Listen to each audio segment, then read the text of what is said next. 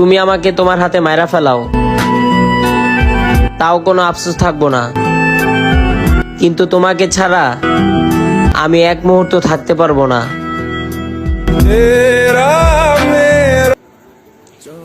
ওহে আমার শখের পুরুষ, তোমাকে ভালোবাসি বলেই তোমার দেওয়া অবহেলা আর কষ্টগুলোকেও ভালোবাসা ভাবা এক নির্লজ্জ আমি।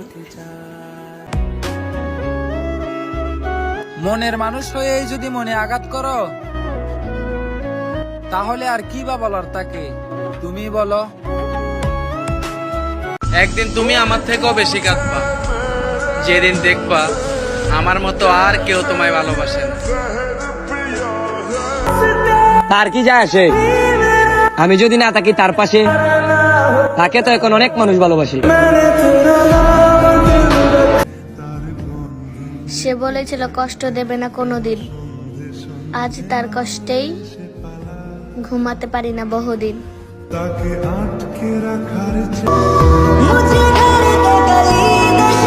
আমার মৃত্যুটা আমি অনেক কাছ থেকে দেখছি,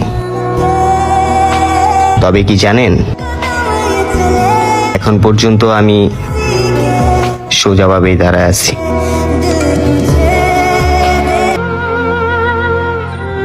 সেও আমাকে চাইলো আর আমিও তাকে চাইলাম, শুধু চাইলো না ফ্যামিলি।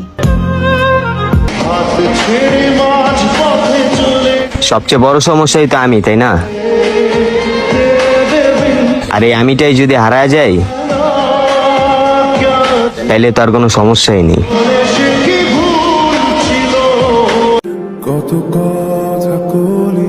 বাধা দিব না, দোয়া করি আমার থেকে ভালো কাউরে পান, যে কিনা আমার থেকে বেশি ভালোবাসবে আপনাকে।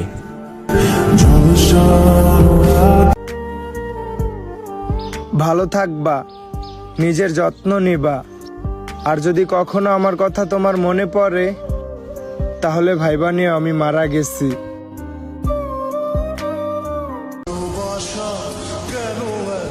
তোমাকে ভুলতে চাইনি, ভুলতে বাধ্য করছো।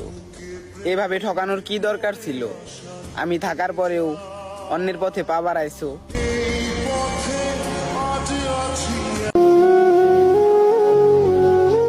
আমি কখনোই কাউকে আমার মন থেকে সরিয়ে দেইনি। যার মন ভরে গেছে সে নিজ থেকে সরে গেছে।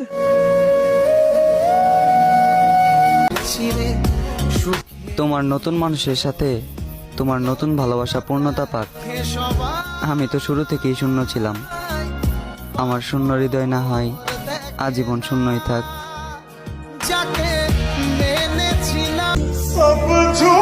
তুমি ছেড়ে যাওয়ায় বুকের বাঁ পাশটা কেঁপে উঠেছিল, বলতে পারিনি কাউকে, কারণ আমি তো সবাইকে বলেছিলাম তুমি কখনো ছেড়ে যাবে না আমাকে।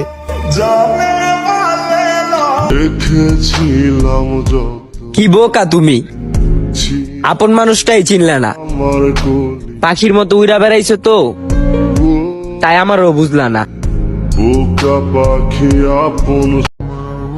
আমি